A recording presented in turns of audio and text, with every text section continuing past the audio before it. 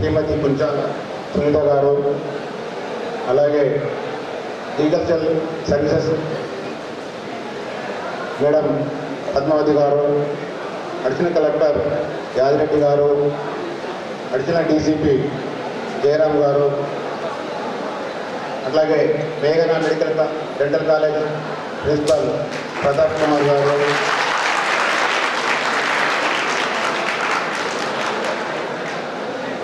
సిసిఆర్పి ACP Ravinder గారు, వేదిక మీద ఉన్న పెద్దలు అందరికీ నమస్కారాలు. ముందుగా ఈరోజు ఈ ట్రాఫిక్ అవేర్నెస్ అనేది ఎందుకు ఇంత ప్రాముఖ్యత ఇస్తున్నామంటే, మనం ఎక్కడ చూసినా ప్రతిరోజు ఏదో ఒక చోట ప్రమాదాలు జరుగుతూనే ఉన్నాయి.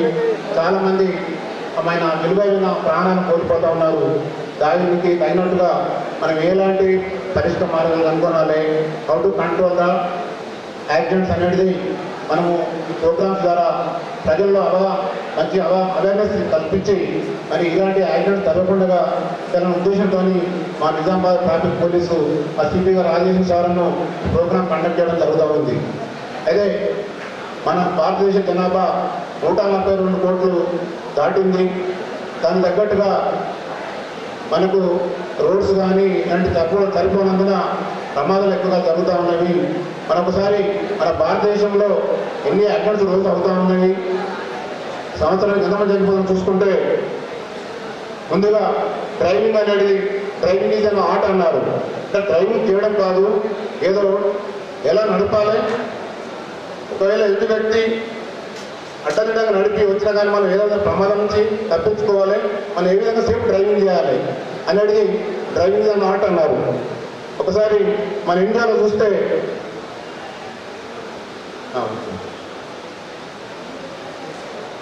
టోటల్ 2022లో 4,61,312 యాక్సిడెంట్స్ జరిగినాయి. అందులో 1,68,491 పర్సన్స్ చనిపోవడం జరిగింది.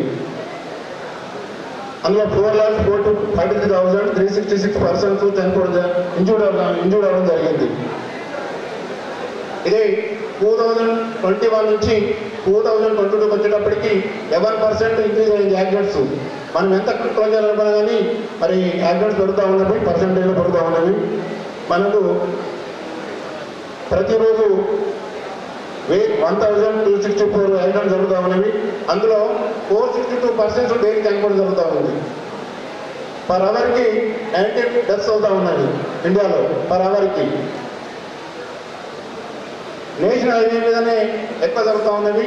ఎందుకంటే నేషనల్ హైవే మీద ఎక్కువ జరగడానికి కారణం ఏంటంటే ఓవర్ స్పీడ్గా పోవడము. నేషనల్ హైవే చూస్తే 32%, 9% అంటే 100%, 32% అది నేషనల్ హైవే మీద యాక్సిడెంట్ జరుగుతూ ఉన్నవి. దానిలో 6,038 మెంబర్స్ నేషనల్ హైవే మీద చనిపోవడం జరిగింది. 61,038 మెంబర్స్ నేషనల్ హైవే మీద చనిపోవడం జరిగింది. స్టేట్ హైవే మీద 23%, ఇది 41,012 మెంబర్స్.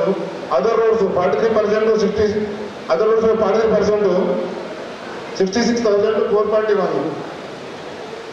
మన భారతదేశంలో జనాభా ఏ విధంగా పెరిగిపోతుందో అదే మాదిరిగా వెహికల్స్ కూడా పెరిగిపోతూ ఉన్నవి. వెహికల్స్ చూస్తే ఇండియాలో 326 మిలియన్స్ వెహికల్స్ ఉన్నాయి. 326 అంటే 32,60,00,000 వాహనాలు ఈరోజు మన భారతదేశంలో రోడ్లపైన తిరుగుతూ ఉన్నవి. ఇందులో 2 వీలర్సే. ఇది డాటా మార్చి 31, 2020 నాటికి, అంటే ఈ 3 సంవత్సరాలు కూడా చాలా వాహనాలు రోడ్డు మీదకి వచ్చుంటాయి. అంటే మీరు ఇమాజిన్ చేయండి ఎన్ని వాహనాలు రోడ్డు మీద రోజు తిరుగుతూ ఉన్నవి, అందుకనే ఏ విధంగా యాక్సిడెంట్ జరుగుతూ ఉన్నది. అందులో 74% 2 వీలర్సే ఉన్నాయి. ఈ 32 crores 60 lakhsలో 74% 2 వీలర్సే తిరుగుతూ ఉన్నవి. మిగతా రిమైనింగ్ 4 వీలర్ కావచ్చు, తర్వాత 3 వీలర్స్ కావచ్చు. 25,228 persons died by 2 wheelers.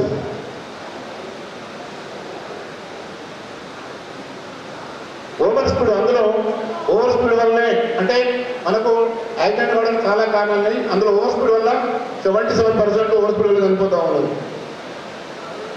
Over vehicle density అంటే వెహికల్ అంటే రోడ్డు మీద పోతా ఉంటే చూడండి మరి ఎన్ని వెహికల్స్ ఎంత అంటే డెన్సిటీ చూస్తే 2010లో పర్ కిలోమీటర్కి 26 వెహికల్స్ ఉంటే 2019 వచ్చే వరకు 47 వెహికల్స్ అయినాయి డెన్సిటీ ఒక కిలోమీటర్ డిస్టెన్స్లో. మరి ఎందుకు యాక్సిడెంట్స్ అవుతా ఉన్నాయి? ఈరోజు భారతదేశంలో 1,58,000 మంది చనిపోతున్నారంటే దీనికి కారణాలు ఏంటంటే ఓవర్ స్పీడ్ ఉండొచ్చు, drunk and drive, wrong side driving, use of mobile phones, signal jumping, ఇలాంటి కారణాలు ఇంకా ఇవే కాకుండా మిగతా కారణాలు ఉన్నవి. భారతదేశంలో ఎక్కువ యాక్సిడెంట్స్ అయ్యి మొదటి స్థానంలో ఉన్న రాష్ట్రం తమిళనాడు. ఇక్కడ 18,972 మెంబర్స్ 22లో చనిపోవడం జరిగింది. నెంబర్ 1 ప్లేస్లో ఉంది. తెలంగాణకు వస్తే మనది 7th ప్లేస్లో ఉంది. ఇక్కడ 7,505 మెంబర్స్ తెలంగాణ చనిపోవడం జరిగింది. ఏజ్ గ్రూపు చాలా మంది యాక్సిడెంట్లో ఏ గ్రూప్ చనిపోతున్నారంటే 18 to 35 ఏజ్ గ్రూప్ చూస్తే 19.8%. 18 to 25 ఏజ్ గ్రూపు 19.8. అట్లాగే 25 to 35 age group 25.3. 35 to 45 years age group 21%. మనకి 18 to 35 ఏజ్ గ్రూప్ అనేది is very important for nation because we are losing the human resource. Human resource అనేది మనకు చాలా అవసరము. ఈ age గ్రూప్లో ఉన్న వాళ్ళు they are settle in the వేరే సెక్టర్స్, ఏదో ఒక సెక్టర్లో వాళ్ళు సెటిల్ అయి ఉంటారు. మరి ఫ్యామిలీ మెంబర్స్, పేరెంట్స్ కావచ్చు, ఫ్యామిలీ మెంబర్స్ కావచ్చు, వాళ్ళందరూ కూడా వారిపైన డిపెండ్ అయి ఉంటారు. మరి ఒక కుటుంబం పెద్ద చనిపోతే కుటుంబానికి ఎంత లాస్ అవుతుందో అదే మాదిరిగా కూడా దేశాన్ని కూడా మనం అంతే ఎకానమీ కోల్పోతూ ఉంటాము. అంటే హ్యూమన్ రిసోర్స్ ఎప్పుడైతే మనం లాస్ అవుతూ ఉంటామో మన ఎకానమీ కూడా మనం లాస్ అవుతూ ఉంటాము. కాబట్టి ఈ ఏజ్ గ్రూపు మనకి 18 to 45 ఏజ్ గ్రూపు మొత్తం కలిస్తే 61.5% అవుతుంది. కాలేజ్ పాటు యాక్సిడెంట్స్ కావడానికి కారణాలు ఏంటంటే ముఖ్యంగా మన ఇంతసేపు వేరే కారణాలు చెప్తూ ఉంటాం కానీ ముఖ్యంగా హ్యూమన్ ఎర్రర్స్, మానవ తప్పిదాలు. హ్యూమన్ ఎర్రర్స్ అంటే మనం వాహనం నడిపేటప్పుడు మనం ఏ విధంగా తప్పిదాలు చేస్తూ ఉంటామని చెప్పడం జరిగింది. ఓవర్ స్పీడ్ ఉండొచ్చు, డ్రంక్ అండ్ డ్రైవ్ ఉండొచ్చు, తర్వాత రాంగ్ సైడ్ డ్రైవింగ్ ఉండొచ్చు, మొబైల్ ఫోన్ ఉండొచ్చు. ఇవన్నీ హ్యూమన్ ఎర్రర్స్. దాంతోపాటు వెహికల్ కండిషన్ సరిగా లేకపోతే కూడా అప్పుడప్పుడు అంటే బ్రేక్ సరిగా లేకపోవచ్చు, లైట్ సరిగా లేకపోవచ్చు, ప్యాడ్ మిర్రర్స్ లేకపోవచ్చు, ఇలాంటి వెహికల్ కండిషన్ వల్ల కూడా యాక్సిడెంట్ జరుగుతూ ఉంటుంది. దాంతోపాటు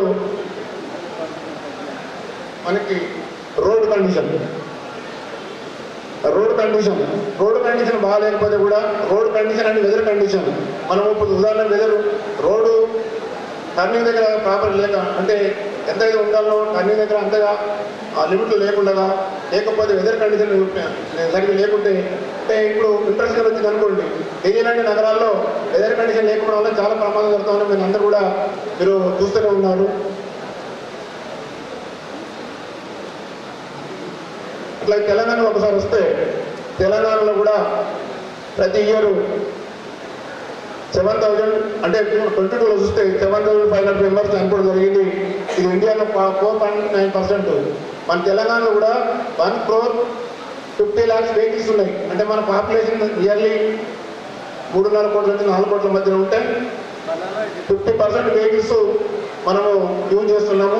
ద సేమ్ టైము మనము రోడ్ మాత్రం డెవలప్ కావడం లేదు, దానివల్ల ప్రమాదం జరుగుతూ ఉన్నాయి. కాబట్టి మీరందరూ కూడా ఇక్కడికి వచ్చిన వాళ్ళందరూ కూడా మీ ఏజ్ గ్రూప్ అంతా కూడా 18 to 35 30 ఇయర్స్ ఏజ్ గ్రూప్. కాబట్టి మీరు చాలా జాగ్రత్తగా మీ వాహనాలను నడుపుతుండాలి. మీతో పాటు మీ రిలేటివ్స్ కానీ మీ ఫ్రెండ్స్ కానీ ట్రాఫిక్ మీద అవేర్నెస్ కల్పించినప్పుడే మనము ఇలాంటి యాక్సిడెంట్స్ కాకుండా గురవుతాము. కాబట్టి మీరందరూ కూడా ఇలాంటి జాగ్రత్త తీసుకుంటారని కోరుతున్నాను. Thank you sir. మీ అమూల్యమైనటువంటి సందేశానికి ధన్యవాదాలు.